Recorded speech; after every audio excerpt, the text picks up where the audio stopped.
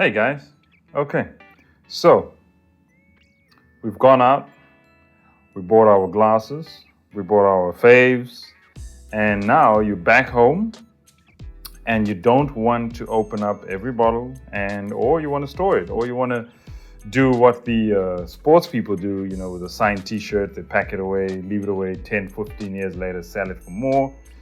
All of that can be done with whiskey as well. But the catch is, it's all about how you store it. You can't sell someone something if they can't even read the label. So today we're going to talk about storing your whiskey and different things that go with it. I'll start off by pouring myself a Woodford Reserve, which is almost a bottle kill. So when you've drank this much of your whiskey, the oxidation is definitely higher than when it was over here. And at this point, you definitely want to kill it. Or you want to get some friends together and do your thing, and share. Whiskey is all about sharing. So that's, once a bottle is opened, at least about a year before you start losing the character, the changes within the alcohol, especially if it's all the way down there. Sometimes if it's all the way down there, you want to drop it into your little flask or into your decanter. Storing whiskey in decanter is, unless you have a really good decanter that doesn't leak, maybe you could have it in there for about a month. But max, for me, it's about a week or two. And then that's got to be killed. So I mainly do that if I have friends coming over. Then I get into decanter. It looks really pretty, but I wouldn't store whiskey in it 24/7. No, that's a no-no. A 14-year-old Glencorchia, Campbelltown, special edition. Obviously, I want to keep it for maybe a year or two, or who knows, some really great special occasion happens. Most times you want to buy these, if you get a special edition, you buy two. One you open, drink it, and the other one you kind of keep it and save it for the long roll. If it's being kept for quite some time, always keep it upright. Keep it out of the sun. Alcohol and sun don't play. And about once a year, kind of just tip it over. Keep your cork moisturized. Out of the sun, because contraction, expansion, again, affects your alcohol. This is alcohol after all. It's just really flavored alcohol, So yes, keep it out of the sun, keep it in a nice controlled environment. The old school way, these are some don't do's, like what people used to do back in the day, keep them in the cabinet in the front of the house. So as soon as you walk in, everyone's like, oh my God, Uncle G's got really dope whiskey at his house because it's in a display. If you're gonna give it a display, let it be in a room, your little man cave or lady cave where, the temperature is controlled. It's not, someone asked a question about it being if you live in a place where the temperatures fluctuate a lot, then you're gonna have a nice little cooler that you control your whiskey in. Then, like a Ben Riach, I've got a Ben Riach 16-year here. So once you've opened the bottle, like I said, you're about a year away. But what I'll do sometimes, if it hits like here, I'll get a smaller bottle. So put it in there, seal it nice and tight, because at least in there, it has less room. I mean, this is way more room for a lot of oxidation to happen. And changes the character quite quickly. So I remember what a 16-year-old Ben Riach was to the nose, to the taste, to the finish. And I'd like to experience that till the bottle really gets to its kill. So let's head over to wine, find out how wine people store their wines. I know there's a few similarities with whiskey, except for the fact that whiskey, upright. Do not store your whiskey like that. Not like the wine folks, because that little cork will disintegrate. This is alcohol, like real alcohol. Not saying wine is not real alcohol, but you know what I mean. Cool. Slàinte mhath. Hey G, and welcome back, guys. So today we are talking storage of wine, and although it has similarities to whiskey, it is a bit more complex when you go out and navigate purchasing wine for pleasure or for profit. Today we're going to cover some of that. I have 2 bottles of wine with me. So I've got the Dimmersdal newly released 2021 Sauvignon Blanc, and then I've also got the Dimmersdal lightly oaked Sauvignon Blanc. So when shopping for wine, especially for aging, what is it that I look for? I look for aging potential in a wine. So there's certain characters in a wine that would lean towards aging a wine for 10, 5 to 15 years. And then there's wines that are very popular, or modern wines that are high in demand, that maybe doesn't lend itself towards storage for long periods of time. When you look at my setting, it's definitely not the ideal storage setting. So I purchase wine, or I collect wine purely for pleasure. I like the aesthetic of having a wine shelf, although ideally this is not what you want if you are investing in wine for long term, and especially if you are investing in wine for resale. When it comes to storage, you want to be able to place your wines in a dark room, in a dark corner of the house, in a dark cabinet, so that the temperature may be regulated.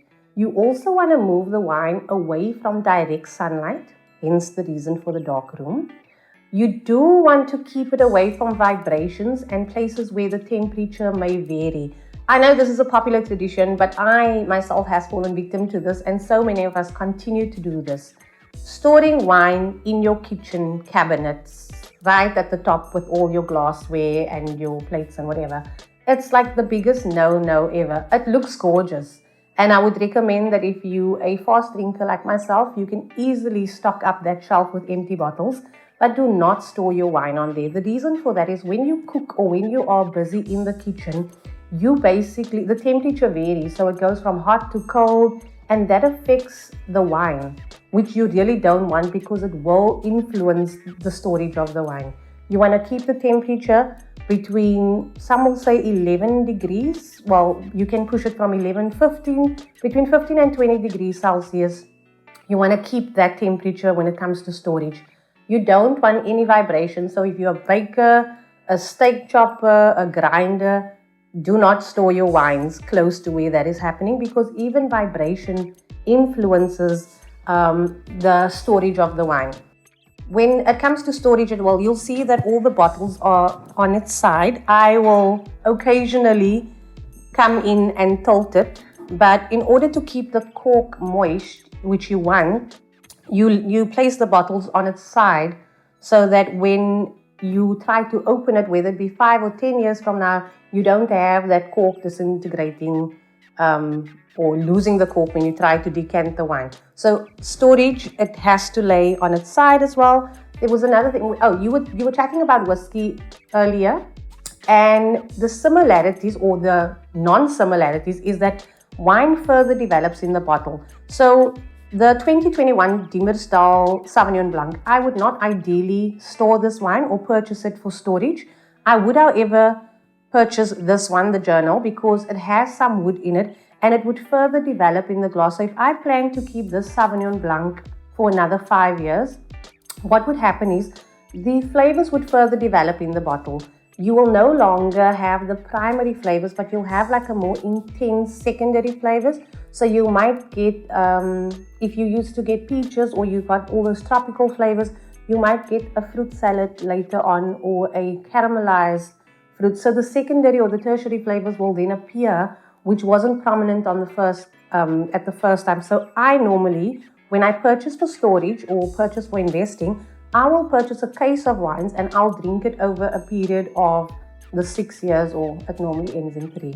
But I'll drink it over that period purely to see how it develops and what changes in the wine. And from time to time, I too fall victim to wine being corked or wine being just off because I didn't store it properly, or it obviously had access to direct sunlight.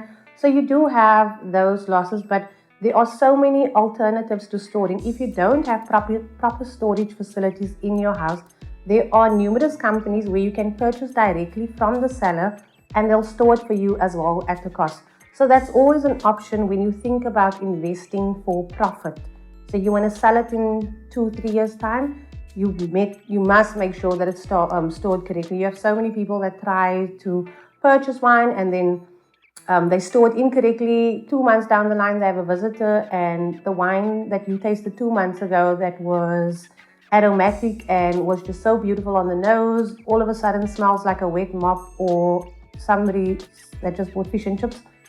It's totally storage most of the time. It could be there's a bit of controversy when it comes to purchasing wine for storage or for investing or cellaring, whether you use screw caps or whether you use a cork, like which one is the best to buy. I think you can find some amazing wines. I recently did a tasting of 2010 Sauvignon Blancs that was bottled under screw cap and corks, and if the screw cap is of quality, the wine can last that long. So don't be taken aback by thinking, oh, it's a screw cap, I can't buy wine for storage.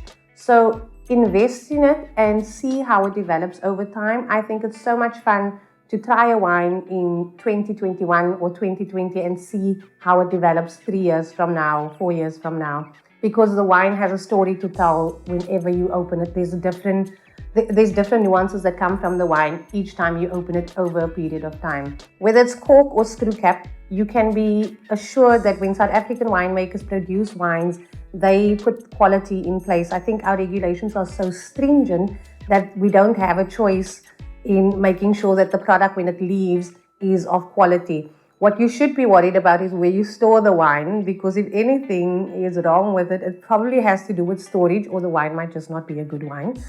That is also possible.